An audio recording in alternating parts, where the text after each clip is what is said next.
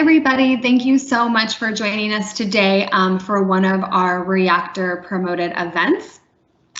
Today you're going to hear from one of our cloud developer advocates from Microsoft named Brandon Minnick, and he is going to get started in just a moment. Most of you have probably heard about this event either from our Twitter channel or from our meetup page. I will be sharing some links in the live Q&A section on where you can find out about some more upcoming Reactor events, as well as a survey for us to take. I'll be sharing that at the end.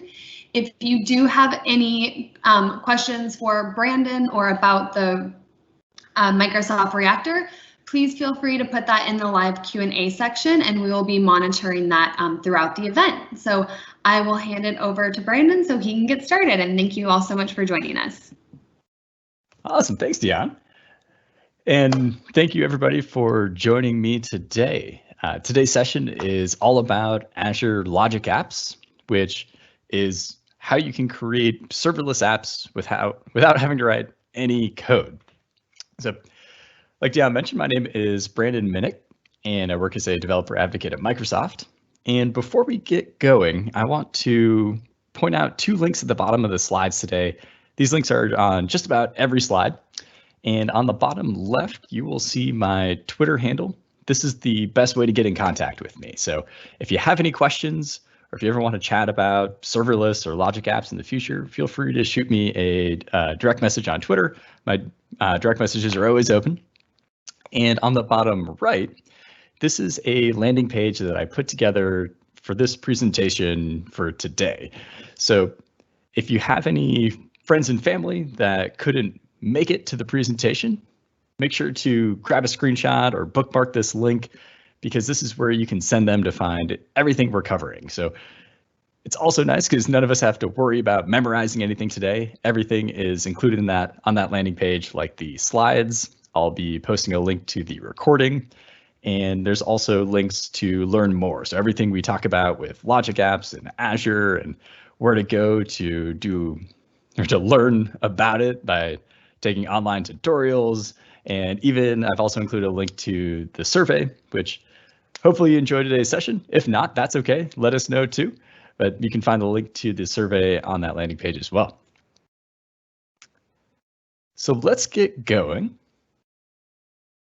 And first talk about serverless. I bring this up because serverless has become a buzzword in the industry that in itself is kind of confusing, because if you've ever done any work or made any apps, or I know we're talking about not writing any code, but if anybody has, you know that that code or those apps have to run on a server. And serverless kind of sounds like we can do that without any servers. So that is not the case. It's actually quite impossible. We'll always need the servers, the CPUs, the memory. You know, servers are just big, beefy computers in the cloud. But really, a better way to think about serverless is less server. You still are using servers, but you're using less of it. And where this all came from, let's go back, I guess about 10 or so years, back before the cloud existed. If we wanted to write apps, if we wanted to host a website, if we wanted to have an internal billing system for our company, we had to run that on premises, meaning we had to build our own data center where we would have racks of servers that we would have to install. And this was called on premises, and it was a pain. I lived through this world. I remember if I wanted to buy a server back in the day, I used to have to go to procurement, tell them what I wanted. 4 to 6 weeks later, that server would be delivered to me. I'd get it in the box, take it out, walk it to the data center. I'd have to physically install it into the rack, cable everything up. So plugging in Ethernet cables, plugging power cables. And then once you turn it on, it's just a blank piece of hardware with nothing on the hard drive. So then you get to install the operating system, and then you get to configure it, and then you have to install your apps that you want to run on the server. And you had to manage all of this yourself. And what that meant is I couldn't just say, I want to create an app. I had to go through this whole process of ordering the server, installing it, racking it, connecting it, configuring it.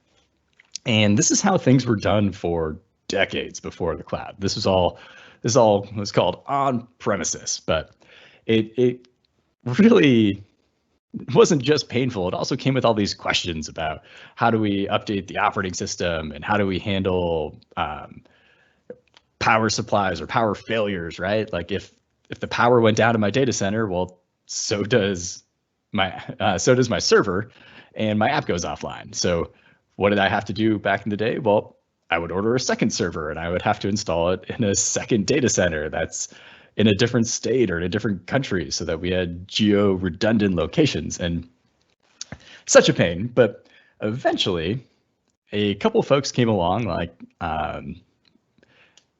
Azure and AWS, and they came about because they realized we have a lot of servers already. Both Amazon, Microsoft, Google, IBM, any company now that has a cloud basically looked at their existing data centers and realized that they have all these servers already installed. They're already paying teams of people to manage these servers, make sure they stay online, to do that ordering and racking and stacking that I was having to do myself. And they also realized that none of these servers were running at full capacity. So we had a lot of, say, extra CPU cycles and extra RAM available that we could use if we needed it, but rarely did we. And so this led to the idea of what's called IaaS, or infrastructure as a service. So Microsoft has all this existing infrastructure in servers and data centers around the world, and they also have some free space that they're not using. Well, hey, why not rent out that space? Just like we might rent out a spare bedroom on Airbnb, Microsoft can rent out that space on the server. And this is really what created the concept of the cloud. So now, instead of me having to buy a server and go through all those crazy steps, I can go to Azure and tell Azure, I would like a server with 2 CPU cores and 8 gigs of RAM, because that's what I'm going to need to run my app. And then with a click of a mouse, Azure partitions that for me using something called virtual machines, which virtual machines just split up a server into multiple mini servers. And so I get my own little mini server, my VM, and then I can run with it. So I didn't have to rack and stack it. I didn't have to make sure I handled power outages. All of that was taken care of for me. So happy days, life is getting better. But I still had to worry about some things like what happens if I have a huge onslaught of users, right? Maybe it's the gift buying season. My app sells, or my website sells gifts. I get a ton of users once a year, and this means I would have to prepare in advance for that. So I would have had to rent out this virtual machine that had enough space to handle my maximum capacity just for those couple weeks a year during the gift buying season. So it couldn't necessarily scale up and down to the load. And what that would mean is I was always paying for more than I was using. And then on top of that, I still had to install the operating system. I still had to install security patches. I still had to handle things like DNS and routing.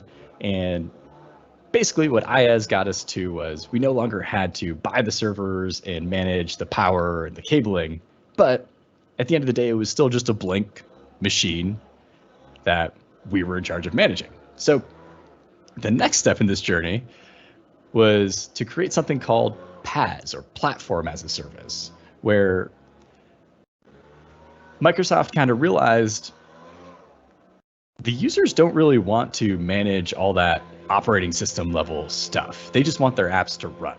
So I have my app that can sell things especially during the gift buying season. I need that app to scale to meet the load for when I have tons of users visiting my website. But other than that, I don't really care what operating system it's running on. As long as the security patches are up to date, as long as there's no vulnerabilities, I'm happy. And so this was what created PaaS, or Platform as a Service, where now I could just tell Microsoft that I want a couple CPUs, here's this much RAM, and then here's my code, run my app. And this was great because it would actually scale up and scale down as I would have more users, so I could kind of set the minimum I needed. And this was really nice, but the problem now with PaaS, or the problem we were left with PaaS, was how do I choose that minimum, or the minimum requirement? So how do I decide that RAM, how much RAM I need? How do I decide how much CPU I need? Because yes, these PaaS will scale up as we get more users visiting our website, but that scaling isn't instantaneous. So for the first couple users, the website will still be slow and sluggish. And then once Azure is done cobbling together some more virtual machines to run my app to handle the load, then it becomes nice and fast again. So when I tell Microsoft I need this much as a minimum, I have to figure out what kind of load maybe my daily users want, but then when we get to peak season, maybe I increase that minimum. And that minimum is carved out for me to use, and only me. So when I tell Azure that I want 2 CPUs and 8 gigs of RAM, I get that 24/7, whether I use it or not. And so PaaS is really great because now we don't have to worry about the operating system. We don't have to worry about the server. We can just focus on our apps, but we are still being billed for usage or for hardware that we're not necessarily using. Like maybe nobody visits our website in the middle of the night. Well, we're still paying to reserve those CPU cores and that memory in the cloud. And so finally, we get to serverless. So serverless takes PaaS another step, and it says, don't even worry about telling us how much hardware you need, because we will scale for you. We'll make sure the scaling happens quickly enough to where it's not noticeable. And the other benefit is when nobody's using your app, we won't be running any hardware in the cloud. So what this means now is when nobody's visiting my website in the middle of the night, well, I'm not paying for anything to Microsoft because I'm not using any CPUs and I'm not using any RAM in the cloud.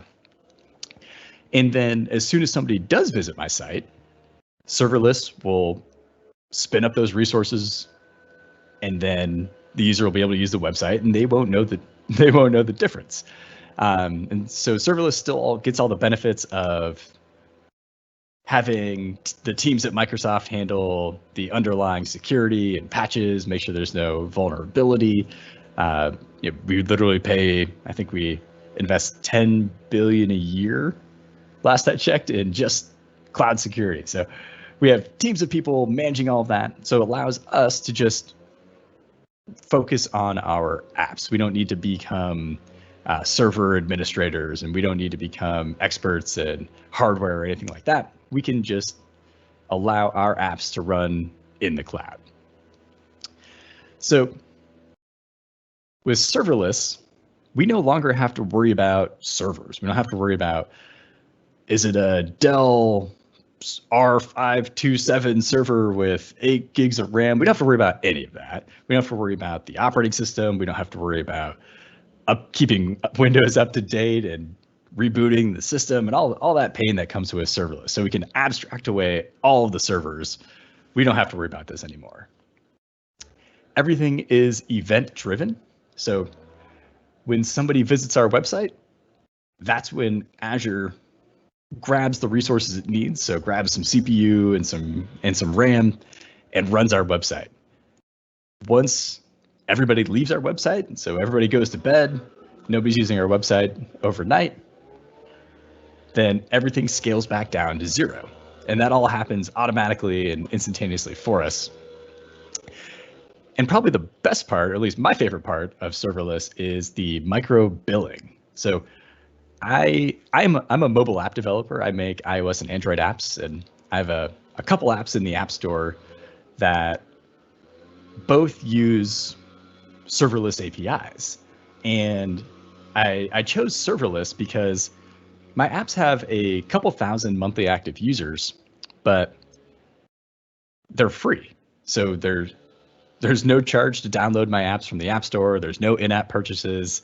I haven't made any money off these apps, but I still need to have some cloud services so that my apps can do things like save things to a database or send out push notifications.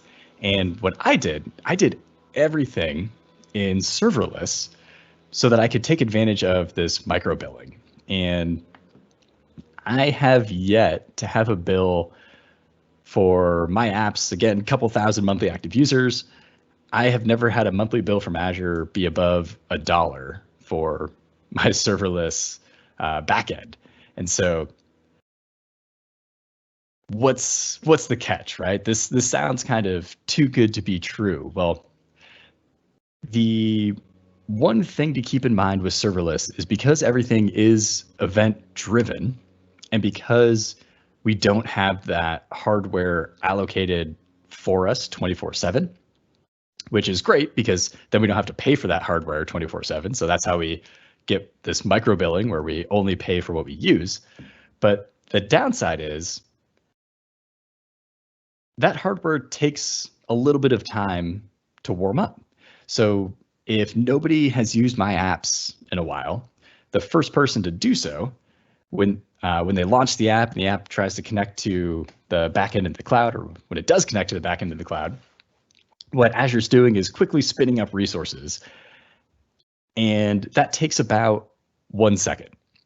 So the catch is with serverless, we'll experience what's called a cold start, or we may experience what's called a cold start, where we don't have any resources running. And then the first person to hit those resources will have that 1 second delay for cold start. And so the question to ask yourself when deciding on a serverless architecture is, can we handle, that cold start, that 1 second cold start, is that acceptable for our users? And in my case, where I have mobile apps that I haven't made a dime off of, yeah, I'm fine with a 1 second delay for a few users so that I can continue offering these for free.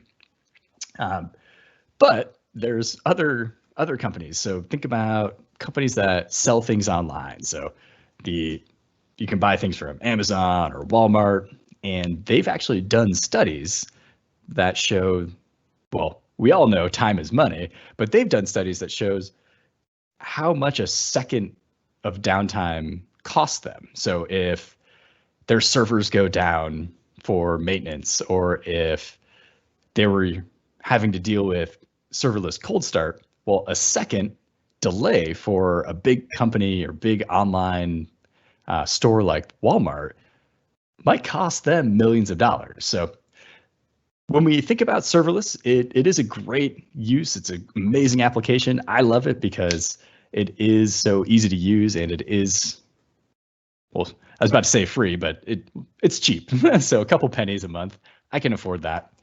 But keep that trade-off in mind when thinking about serverless for your apps. So what serverless platforms are available in Azure? There's Azure Functions. This is very similar to what we'll be talking about today with Azure Logic Apps. The only difference is with functions, you write the code. So if you know how to write Java, JavaScript, C#, Python. You can just upload that code to an Azure function, and then it'll run it. It'll run serverlessly. I'm not sure if that's a word, but we'll use it today. It'll run serverlessly. Logic apps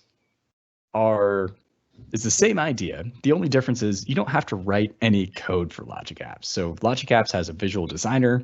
We can drag and drop the pieces we want, kind of like putting Legos together. We're just connecting pieces that already exist to build something functional that will help us, and it's an app that we need to build, but we don't have to write any code, and we still get all the benefits of serverless.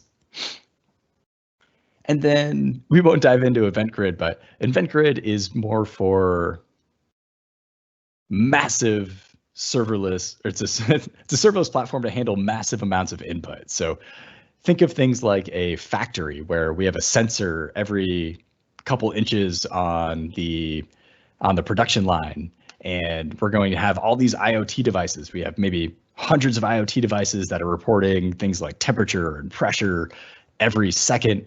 That's a massive amount of data to ingest. Event Grid is your friend for things like that. And of course, all these serverless platforms integrate with all of the other Azure things you may know and love. So like databases, storage, security, IoT, AI, and analytics and intelligence. All these services in Azure can connect together, so we can also leverage these in our serverless apps. Okay, so let's dive into Logic Apps. Now that we're all experts on serverless, Logic Apps allow us to create a serverless application without having to write any code. So it's a visual designer, and we'll see that in a minute. I'll jump over to the Azure portal. We'll create one together this morning. And it allows us to connect all sorts of different applications and data and services to it. So what do I mean by that? Well, Logic Apps have all these different connectors available for us. And all of we'll say that the obvious connectors are there. So things like Office 365 or other Azure services have connectors, but we're not just limited to the Microsoft ecosystem, the Azure ecosystem. We have connectors for just about everything. And if there's one missing, you can even contribute one yourself. But yeah, we see here that here's connectors to Gmail and Google Drive. So you could do things like monitor a Google Sheet when anybody adds something new. So maybe we're collecting data from employees in the company, and when they add something new to the Google Sheet, we want to send an email. So we can send an email to some of the management team, lets us know that something new has been added to the Google Sheet. And we can do that with Logic Apps. And of course, the visual designer. So we don't have to write any code. There's all these building blocks, like I mentioned, kind of like a Lego set where we can just drag and drop, tell Logic Apps what we want to do, and then it'll just work. So really cool. We don't have to know how to write code to build our first serverless app. And when I mentioned that we can connect to pretty much anything, it's true. So in this diagram here on the top, you see Logic Apps talking to things in the Microsoft ecosystem, but we saw connectors to things outside of the Microsoft ecosystem too. But what this also highlights is even if you have things that are not in the cloud. So maybe like at the bottom, we see it would be your internal company network. So that's maybe where you have a database or something like SharePoint or BizTalk server, however your internal network is set up. We can use something like an on-premises data gateway to connect to that as well. So when you're working with Logic Apps, you're really not limited by much because we can basically connect to everything. Okay, so all that being said, let's actually jump over to the Azure portal and create a Logic app together.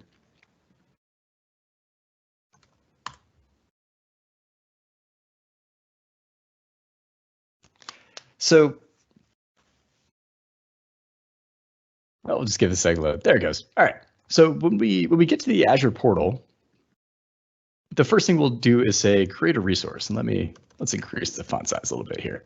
So if you're new to Azure, Azure calls everything a resource. Today we're creating a logic app. A logic app is a resource. If we were creating a database is a resource. If we were creating a virtual machine is a resource. Azure calls everything a resource. So here in the search bar, let's say logic apps. And there it is. And let's say create. Now, we do have to enter in a little bit of information, like we have to select our Azure portal subscription. It wants to know the resource group. So everything's a resource. A resource group is just a folder that holds resources in Azure. And for today, let's just go ahead and,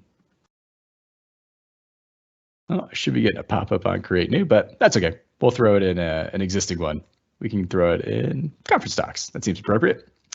And then we give a name to our logic app. So what are we going to create today? I thought it'd be fun to create an app that helps out me selfishly and connects to something like, or helps me monitor my Git Trends app. So Git Trends is the name of, well, now the pop-up comes in.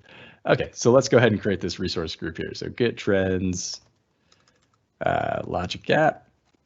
It doesn't like my spaces, that's okay.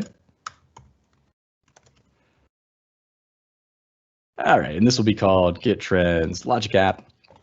And again, Git Trends is just the name of the mobile app. And once we've named it, we select which data center we want to deploy this to. So Azure has tons of different data centers all around the world. We could run this logic app in Korea. We could run this in Africa. My recommendation for you is to pick the location closest to your users. So if your users are all in the US, then probably North Central US is a good option. If your users are over Japan, Japan's a great option. Now, you can choose any of these. If my users were in the US and I selected Korea, it'll still work, but there will be a little bit longer of a delay just because of, well, how physics works. So if my logic app lives in Korea and my user in the US tries to access it, well, that request has to go from the US to Korea. Data can only travel so fast, and that'll add a couple hundred milliseconds into the start time for our users. So I'm in the US. Let's go ahead and select this one in the North Central US today. And let's create it. So we'll click the create button. Azure starts deploying some resources, and it should be done in just a couple seconds, or should be ready for us in just a couple seconds. There it is. All right, so let's jump into our brand new logic app. So when we first visit the logic app, it gives us this cool video that we could watch to learn all about it. And then also some common scenarios. So what I was thinking would be fun today is I have made a Twitter handle for this app, and it's not my Twitter handle, but it's something that I need to check every now and again. And also sometimes people don't even tag the Twitter handle. They'll just say the name of the app. And what I'd like to do is be aware anytime somebody tweets about the app. So whether it's good or bad, I want to know so that either I can say thank you or I can fix it. And so what we'll do today, we'll do one like this when a new tweet is posted. But just to show you some different options here, there's all sorts of different triggers. So obviously we're going to do one that is triggered on tweets, but we could do one that is triggered maybe on a clock. So recurrence, right? If we wanted to run our app once a day, or maybe once an hour, or maybe even once a minute, we could schedule it using this recurrence trigger. And then there's all sorts of different scenarios. So if you scroll down, you can see all these other templates of logic app scenarios that folks have already built that you can leverage. That way you don't have to reinvent the wheel as well. So cool things like when a new file is created in Dropbox, copy it to OneDrive, or save all my email attachments to SharePoint document library. All sorts of cool, innovative ideas that we can do with Logic Apps, but let's go ahead and tap on this Twitter one. So the first thing we need to do, obviously the Logic app will need to connect to Twitter, so that makes sense. We can click this button, connect it to my Twitter account. There we go. And let's see if I can get the two-factor auth going here. Oh, there it is. Hopefully I got that right. Looks like it. All right, so now it's connected to my Twitter account, the Code Traveler. Great. And the next thing we want to do is ask it, or tell it rather, what text does it want to look for? So it gives us some examples like happy hour or hashtag haiku, or you could even specify from a specific user. So let's keep this kind of broad and just put in the name of my app. My app is called Get Trends. And so I'm going to tell it to search Twitter, comb through Twitter. If anybody tweets this specific name, then let me know. So we have Get Trends there, and we can also specify how often we want it to check. So it looks like the default was once every 3 minutes. I don't think I needed to check it that often, but how about once a day? So once a day, we'll search Twitter for Get Trends, and it'll execute. Now that we've told it that part, we'll also have to tell it what to do when it executes, right? So let's create another step. And this step will be, how does the Logic app notify me? And what I'm thinking is probably just send me an email. That seems like a pretty straightforward solution. So let's connect with my Outlook account here. So we don't want to delete an email. We don't want to flag an email. We don't want to get attachments. Keep scrolling. Send an email. Perfect. All right, it looks like we got to connect to Office 365. So let's do that real quick. Yep, go ahead and use that.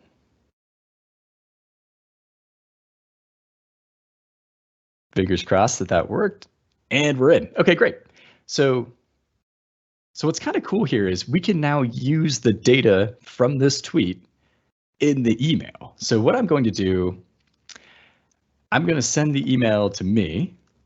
So let's see, brandon.minnick@microsoft.com.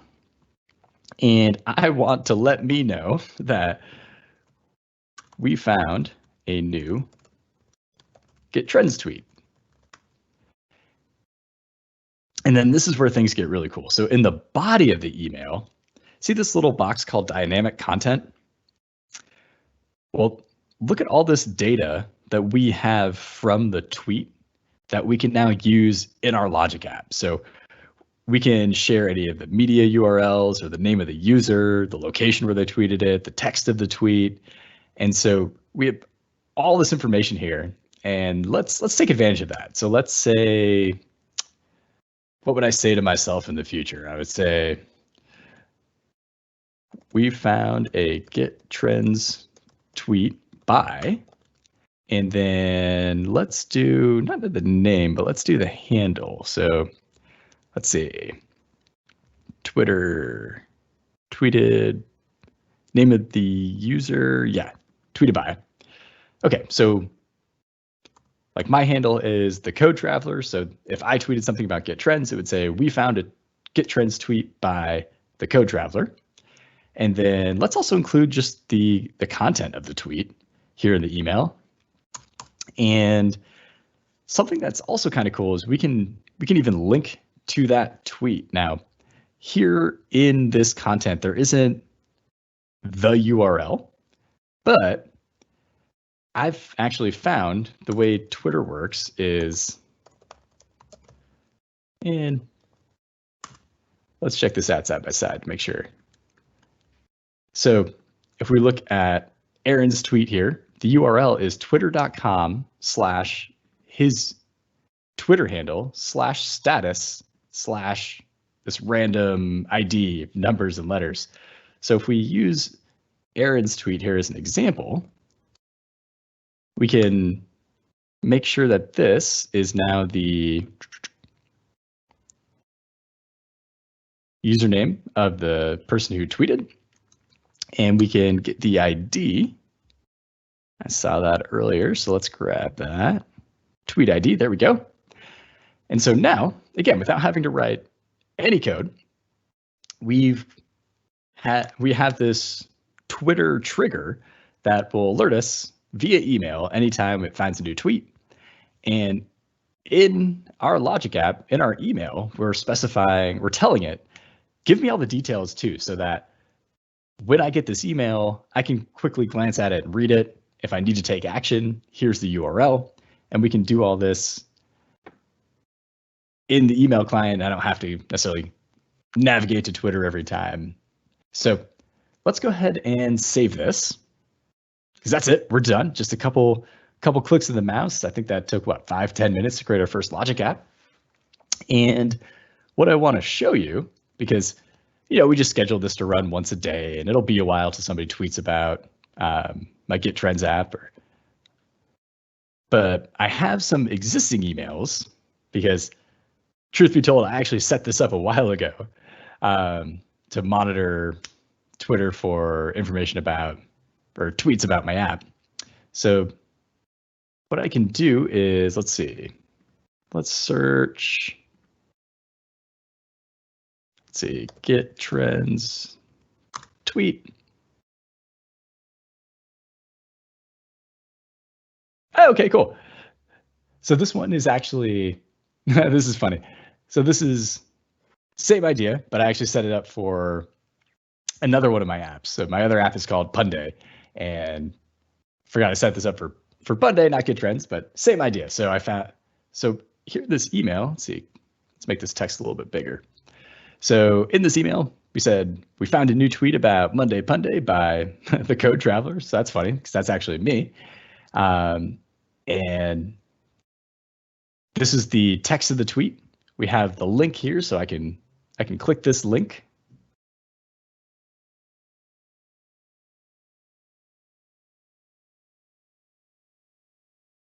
And we can see, yep, there's my tweet where I talked about, ironically, both my Punday app and my Git Trends app.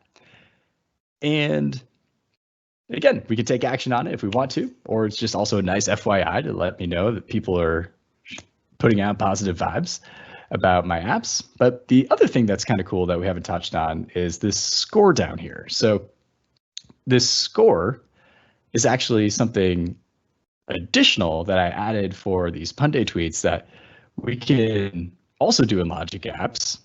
So let's flip back to here, because this score is actually a step in between sending the email. What I did, I added an action, and I used text analytics. So we won't walk through it here, because I want to make sure we get to answering any questions you have. So if you haven't already, feel free to ask the questions in the chat, and I'll make sure that we check those. But with text analytics, we can do things like detect sentiment. And so that's what I did for that email for my Monday Punday app, is that I said, tell me whether this app is, or this tweet is happy or sad or angry. And with this sentiment score here shows me that it has a score of 0.99. And the way the sentiment analysis works is everything's on a scale from 0 to 1.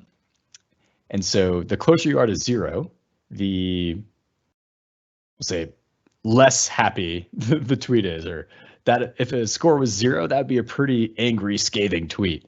If the score was 1, then that means that the tweet is just happiness and sunshine and rainbows.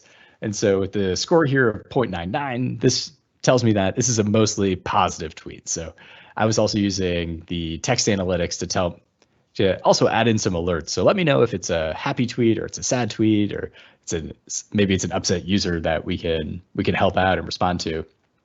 And just another data point that we could use to prioritize. So tell you what, let me pause for just a second and let's check out. Let's see, let's stop sharing my screen while we do this. Let's check out the chat. See, Dion's added some links. Thank you so much. It will be recorded. Great. What's the title of this page? Event grid. Okay. John, if you'd like to clarify your question, I'd be more than happy to chat. Event grid is just another serverless offering in Azure. It's kind of meant for really robust IoT options where tons of data coming in. We're not really diving into that today, but if you have questions, feel free to reply here in the chat, or if you want to send me a message on Twitter, I'm always happy to chat more. So, okay, great. So not too many questions just yet. But again, if you have any questions, feel free to drop them in. So let's jump back to the slides for just a second. So now that we've created our first Logic app, the next question is, well, how do I learn more about this, right? Where do I go to learn how to create Logic apps? And there is a really cool resource that is pretty new to Microsoft. I think this Microsoft Learn is only about a year old at this point. And Microsoft Learn contains all these hands-on exercises, these free tutorials that teach you how to use just about any Microsoft technology. And we have it for Logic apps. So I've included a link to this specific page, to this introduction to Logic apps on our landing page today. So make sure to grab and bookmark that link. That way you can share it with your friends and family as well that couldn't make it. But why don't we jump over? Let's jump to Microsoft Learn and let's show it off. So Microsoft Learn, like I mentioned, it is where you can learn to do just about anything in the Microsoft ecosystem. And there's all sorts of different topics from Azure Fundamentals, Power Apps, Microsoft 365, Azure Storage. But let's go ahead and browse the learning options because we are talking about Logic apps today. All right, so here is that introduction to Logic apps. This was the screenshot that I had on the slide. And what I wanted to show you is just how Microsoft Learn is set up, because one of the things I really like is that everything is available to us in bite-sized chunks. We don't have to do it all in one shot. So what I mean by that is this introduction to Logic apps, yes, it's 28 minutes, but it's all broken up into 6 units. And when I scroll down, we see that if I have 2 minutes, maybe I'm on my lunch break, or I just fed the kids and got a little bit of time to myself. Well, 2 minutes, yeah, I can jump into the introduction and we can learn about Logic apps. And there's these cool videos that'll go over a lot of stuff we talked about today, give some objectives and prereqs, and we can continue going. Or that could be it for the day. Maybe that's all the time we had to dive into Logic apps for the day. But when we come back tomorrow, we can just pick up where we left off and jump into what is Logic apps or how Logic apps work. And what's really cool with Logic apps is it's not just about this introduction. If I go back here to this Build Automated Workflows tab, well, this is what's called a learning path, and a learning path contains multiple modules. So just like we saw, the introduction to Logic app was a module that contained 6 units. Learning paths contain multiple modules where we can learn even more. And again, it's all broken up into bite-sized tasks. So I can scroll down to see what's next. Well, we can learn about how to route and process data automatically using Logic apps, how to call an API from Logic apps, how to create and deploy Logic apps using Azure Resource Manager templates. So all sorts of crazy fun things that are available to us, and it's totally free. I'm not even signed in right now, and I have access to everything. But if I did sign in, and I do have an account with Microsoft Learn, one of the things I like about it is it'll keep track of all of your status. So actually, let's see if it's not too hard to log in. Hopefully it's not.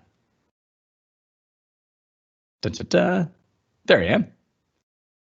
And so what's also cool is when you are logged in, it'll keep track of, they call them experience points, which is kind of funny, but all of the activities you completed. So if you're getting certifications or if you're getting achievements for completing these units or these modules or these learning paths, that's all tracked for us here in Microsoft Learn as well. So highly recommend it, not just for Logic Apps, but for everything else. Like you can see, I'm looking at Azure App Services and Azure Functions. All this fun stuff is available to us totally for free, and highly recommend it for learning anything about, pretty much anything about anything in the Microsoft ecosystem. All right. So if you haven't had a chance yet, now is the time to grab a screenshot. Make sure to navigate to this page because this is where you will find the slides from today. This is where you'll find the link to the recording. I'll make sure to share that once we have the recording posted. And also we have links to everything you need to learn more. So free resources like Microsoft Learn are all available for us, and I've included the links to those specific ones on Logic Apps on this website for us as well. And if you would be so kind, we also have a link to a survey. Let us know what you liked. Let us know what you didn't like about the presentation today. And with that, let me check out our Q&A to see if we have any updates. Ooh, lots more questions rolling in. All right, good job, everybody. Mark asks, what are the benefits of Logic Apps over Azure Durable Functions? Ooh, good question, Mark. So what are durable functions? When we are talking about serverless, we are also talking about stateless. So just like the Logic app we made today, that's a serverless app, but it doesn't retain anything. Once that app runs, it's done running. It sends me the email, the tweets it gathered. Those aren't saved anywhere. At least I didn't save them. I didn't save them anymore. I could have saved them to a database, but that serverless workflow was what we call stateless. It doesn't remember what it did last time.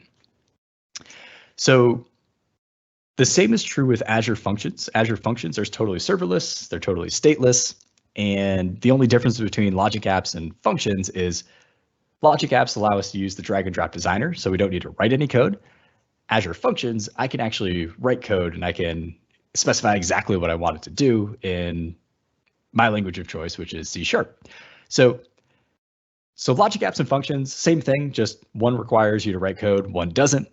But durable functions actually add in that element of state. So maybe we have a serverless app that needs to trigger when something happens, but then it needs to wait for something else. Like we were talking about that production line example.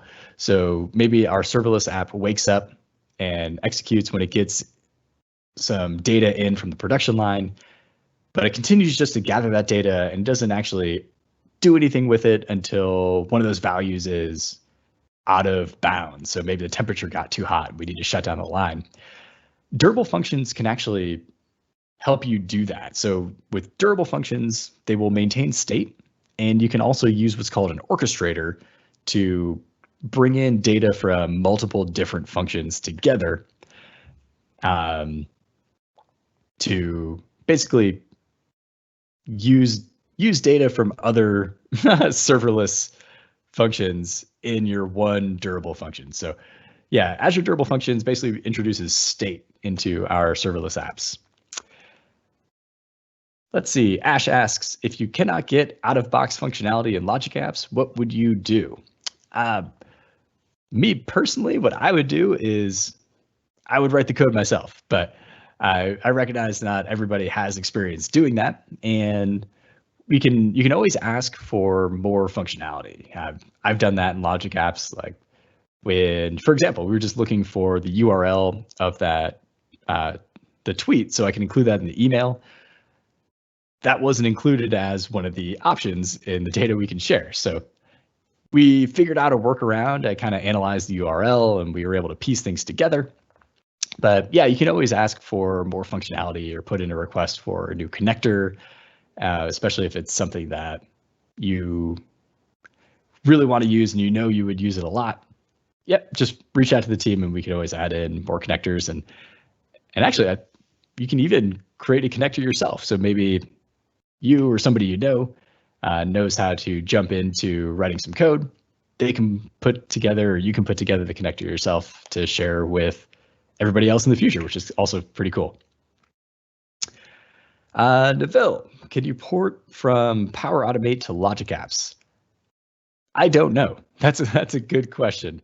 If I find out the answer, I'll tell you what, Neville, I'll add it to our link to the landing page. So codetraveler.io/no-code-apps. If I find out the answer, I will host it there. Okay, well, great questions. Oh, wait, we have even more scrolling in. Awesome. Let's see, for use in O365, Paul asks, it's basically the same as Power Automate. It's the only difference between them, the cost model, and I'm not going to follow multiplexing rules within Power Automate using a Logic app. I apologize to both Paul and Neville. I don't know much about Power Automate. I only have experience with Logic apps, but like I said, I'll dig into the questions and I'll see if I can find an answer. And if I can, I'll make sure to add it to the website. Mark says, thanks. Well, thank you, Mark, for joining, and thanks everybody for joining. That's it for my presentation today. I'll go ahead and let's put that slide back up. There we go. So just in case you haven't had a chance to grab the link yet, here it is. Dion also posted in the chat, but thanks so much for joining me. And Dion, thanks so much for having me, and I'll hand it back over to you. Perfect. Thank you so much, Brandon. That was awesome. Thanks everyone for joining. As Brandon mentioned, in the chat, there is a link to his site where you can find out all the different information. There's also a link to the survey. It will ask you for an event code that will help us link your answers back to this event. And the code for this one today is 7635. Again, 7635. Thank you all so much for joining, and a recording of this session will be up on the Reactor YouTube page in the next 24 to 48 hours. And we hope you can join us for an event in the future. Have a great day, everyone. Thanks again, Brandon.